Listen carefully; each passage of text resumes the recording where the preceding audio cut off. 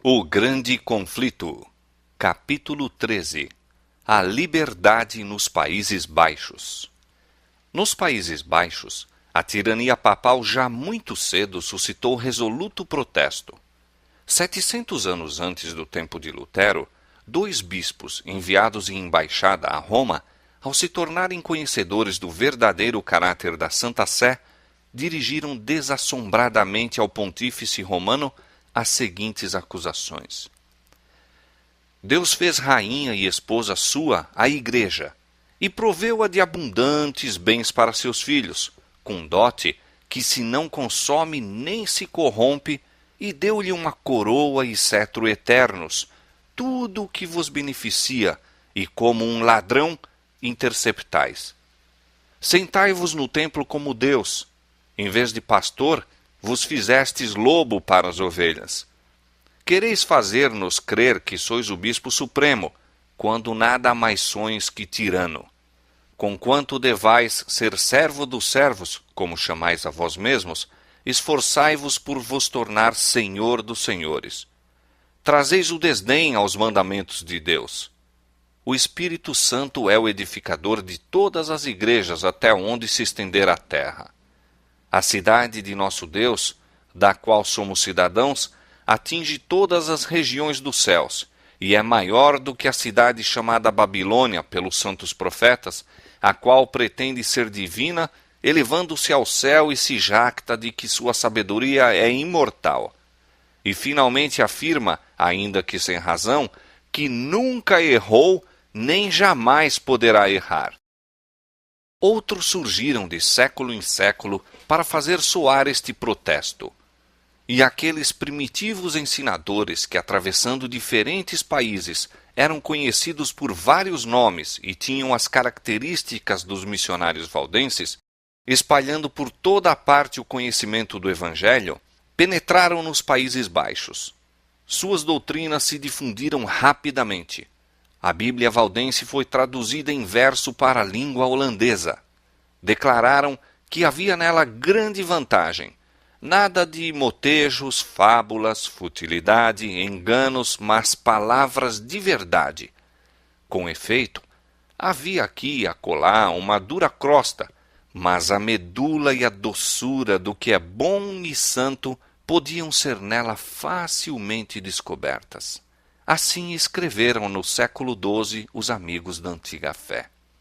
Começaram então as perseguições romanas, mas em meio das fogueiras e torturas, os crentes continuaram a multiplicar-se, declarando firmemente que a Bíblia é a única autoridade infalível em matéria de religião e que nenhum homem deveria ser coagido a crer, mas sim ser ganho pela pregação.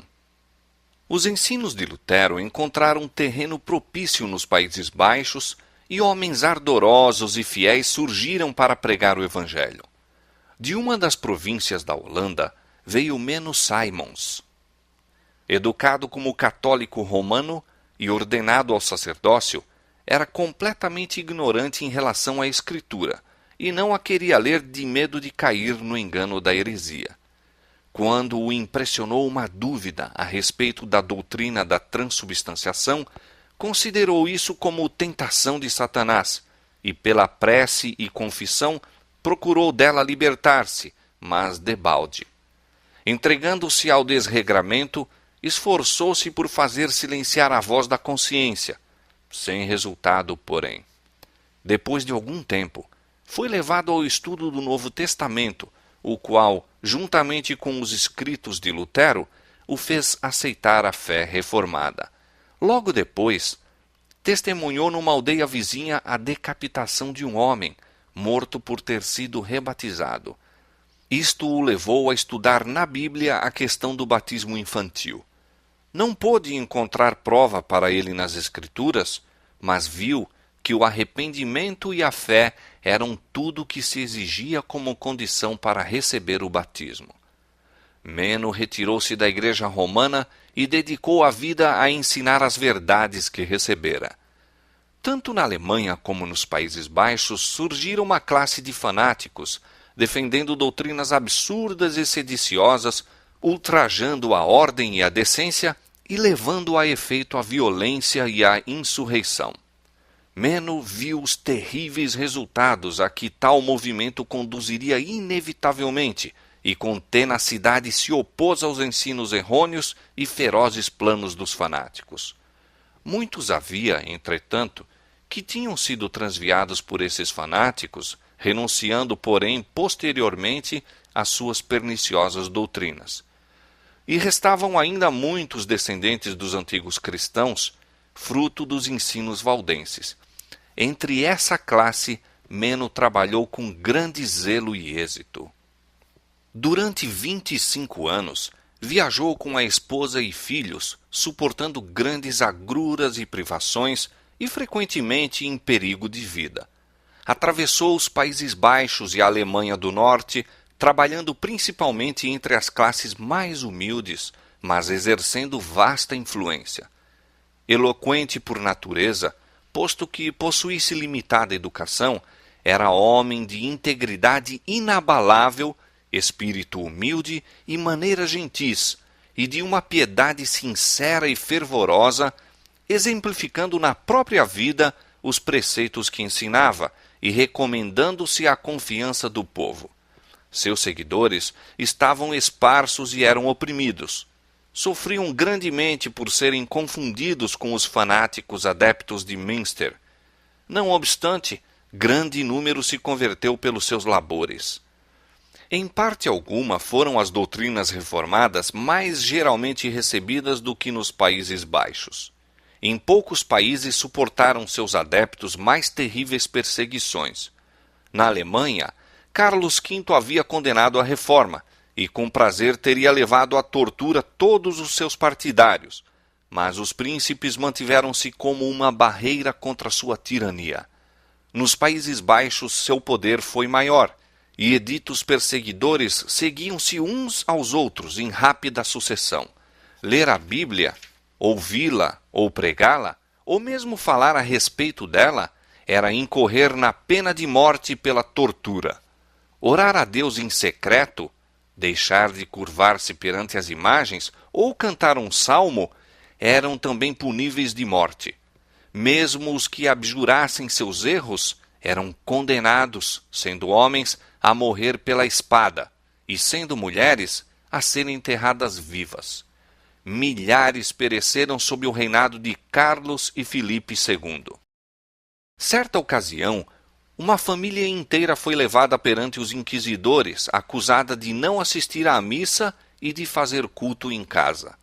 Ao serem examinados quanto às suas práticas particulares, respondeu o filho mais moço: "Pomo-nos de joelhos e oramos para que Deus nos ilumine a mente e perdoe os pecados. Oramos pelo nosso soberano, para que seu reino seja próspero e sua vida feliz. Oramos pelos nossos magistrados, para que Deus os guarde." Alguns dos juízes ficaram profundamente comovidos. No entanto, o pai e um dos filhos foram condenados à fogueira. A cólera dos perseguidores igualava-se à fé que tinham os mártires. Não somente homens, mas delicadas senhoras e moças ostentavam coragem inflexível. Esposas tomavam lugar junto aos suplícios de seus maridos, e enquanto estes suportavam o fogo, elas balbuciavam palavras de consolação ou cantavam salmos para animá-los. Jovens se deitavam vivas nas sepulturas, como se estivessem a entrar em seu quarto para o sono noturno, ou saíam para o cadafalso e para a fogueira, trajando seus melhores vestidos, como se fossem para o casamento. Como nos dias em que o paganismo procurou destruir o Evangelho, o sangue dos cristãos era semente. A perseguição servia para aumentar o número das testemunhas da verdade. Ano após ano, o monarca, despeitado até a loucura pela resolução invencível do povo, persistia na obra cruel, mas debalde. Sob o nobre Guilherme de Orange, a Revolução trouxe finalmente à Holanda liberdade de culto a Deus. Nas montanhas de Piemonte, nas planícies da França e praias da Holanda, o progresso do Evangelho foi assinalado com o sangue de seus discípulos. mas nos países do norte encontrou pacífica entrada. Estudantes em Wittenberg, voltando para casa, levaram a fé reformada para a Escandinávia. A publicação dos escritos de Lutero também propagou a luz. O povo simples e robusto do norte deixou a corrupção, a pompa e as superstições de Roma para acolher a pureza, a simplicidade e as verdades vitais da Bíblia. Tausen, o reformador da Dinamarca, era filho de camponês. Desde a infância deu mostras de vigoroso intelecto, tinha sede de saber, mas este desejo lhe foi negado pelas circunstâncias em que seus pais se achavam, e entrou para o claustro. Ali, sua pureza de vida, bem como diligência e fidelidade, conquistaram a benevolência de seu superior. O exame demonstrou possuir talento que prometia em algum futuro bons serviços à igreja.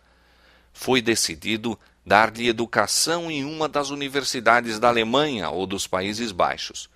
Concedeu-se ao jovem estudante permissão para escolher por si mesmo uma escola, com a condição de que não fosse a de Wittenberg. Não convinha expor o educando ao veneno da heresia. Assim pensaram os frades. Tausen foi para Colônia, que era então como hoje um dos baluartes do romanismo. Ali logo se desgostou com o misticismo dos escolásticos.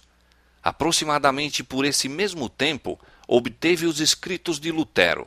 Leu-os com admiração e deleite, desejando grandemente o privilégio de receber instrução pessoal do reformador. Mas, para fazer isso, deveria arriscar ofender a seu superior e privar-se de seu arrimo. Decidiu-se logo e, pouco tempo depois, se matriculou na Universidade de Wittenberg. Voltando à Dinamarca, de novo se dirigiu a seu mosteiro. Ninguém, por enquanto, o suspeitava de luteranismo. Não revelou seu segredo, mas, sem despertar preconceitos dos companheiros, esforçava-se por levá-los a uma fé mais pura e vida mais santa. Expôs-lhes a Bíblia e explicou seu verdadeiro sentido, pregando-lhes finalmente a Cristo como a justiça do pecador e sua única esperança de salvação. Grande foi a ira do prior, que nele havia depositado extraordinárias esperanças como valoroso defensor de Roma. Foi logo removido de seu mosteiro para outro e confinado à cela sob estrita fiscalização. Para o terror de seus novos guardiães, vários dos monges logo se declararam conversos ao protestantismo. Através das barras da cela, Tausen comunicara aos companheiros o conhecimento da verdade. Fossem aqueles padres dinamarqueses peritos no plano da igreja de como tratar a heresia, e a voz de Tausen jamais teria sido de novo ouvida. Mas, em vez de o confiar ao túmulo em alguma masmorra subterrânea, expulsaram-no do mosteiro. Estavam, então, reduzidos à impotência. Um edito real, apenas promulgado, oferecia proteção aos ensinadores da nova doutrina. Tausen começou a pregar. As igrejas lhe foram abertas e o povo reunia-se em multidão para ouvi-lo. Outros também estavam a pregar a palavra de Deus. O Novo Testamento, traduzido para a língua dinamarquesa, circulou amplamente. Os esforços feitos pelos romanistas a fim de destruir a obra tiveram como resultado estendê-la e, não muito depois, a Dinamarca declarava aceitar a fé reformada. Na Suécia, também, jovens que haviam bebido da fonte de Wittenberg levaram a água da vida a seus patrícios. 2 dos dirigentes da reforma sueca, Olavo e Lourenço Petri, filhos de um ferreiro de Orebro, estudaram com Lutero e Melanchthon e foram diligentes em ensinar as verdades que assim aprenderam. Semelhante ao grande reformador, Olavo despertava o povo pelo seu zelo e eloquência, enquanto Lourenço, à semelhança de Melanchthon, era ilustrado, refletido e calmo. Ambos eram homens de fervorosa piedade, profundos conhecimentos teológicos e inflexível coragem para promover o avançamento da verdade. A oposição romanista não faltava. Os padres católicos instigavam o povo ignorante e supersticioso. Olavo Petri foi muitas vezes assaltado pela populaça e em várias ocasiões mal pôde escapar com vida. Estes reformadores eram, entretanto, favorecidos e protegidos pelo rei. Sob o domínio da Igreja de Roma, o povo estava submerso na pobreza e atormentado pela opressão. Destituídos das Escrituras e tendo uma religião de meras formas e cerimônias, que não transmitia luz ao espírito, estavam a voltar às crenças supersticiosas e práticas pagãs de seus antepassados gentios. A nação achava-se dividida em facções contendoras, cuja perpétua luta aumentava a miséria de todos. Resolveu o rei fazer uma reforma no Estado e na Igreja e recebeu com agrado aqueles hábeis auxiliares na batalha contra Roma. Na presença do monarca e dos principais homens da Suécia, Olavo Petri, com grande habilidade, defendeu contra os campeões romanos as doutrinas da fé reformada. Declarou que os ensinos dos pais da Igreja deviam ser recebidos apenas quando estivessem de acordo com as Escrituras.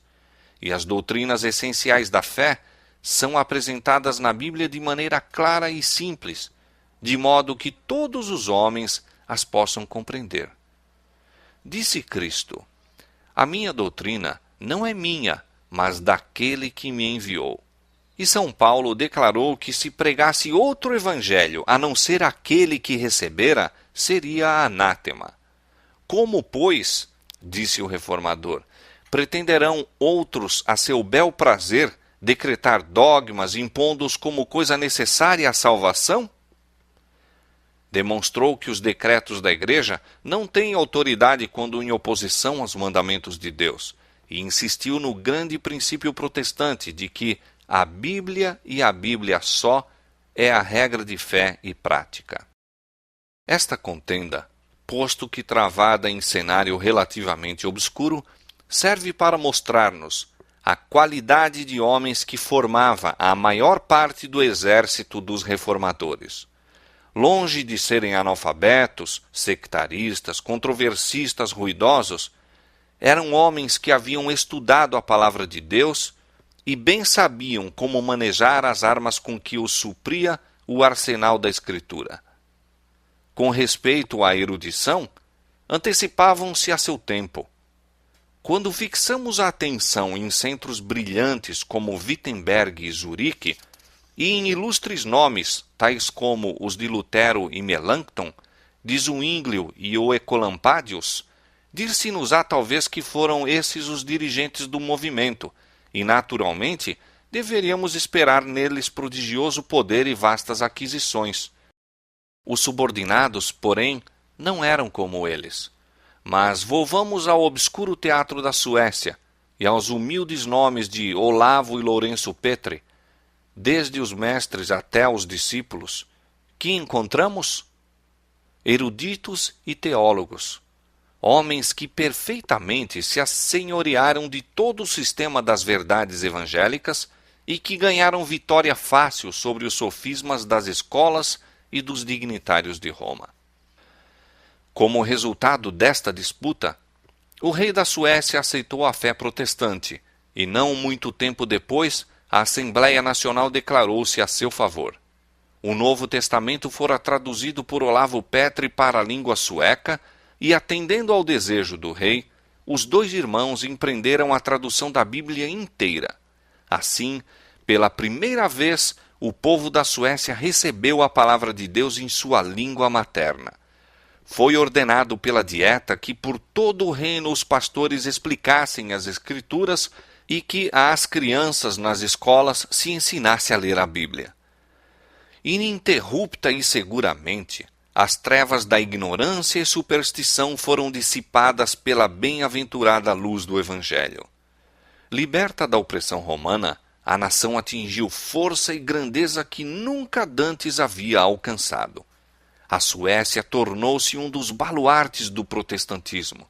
um século mais tarde, em tempo de grave perigo, esta pequena e até ali fraca nação, a única na Europa que ousou prestar auxílio, foi em livramento da Alemanha nas terríveis lutas da Guerra dos 30 Anos. Toda a Europa do Norte parecia a ponto de novamente cair sob a tirania de Roma. Foram os exércitos da Suécia que habilitaram a Alemanha a desviar a onda do êxito papal, a conquistar tolerância aos protestantes, calvinistas bem como luteranos, e a restabelecer a liberdade de consciência nos países que haviam abraçado a reforma.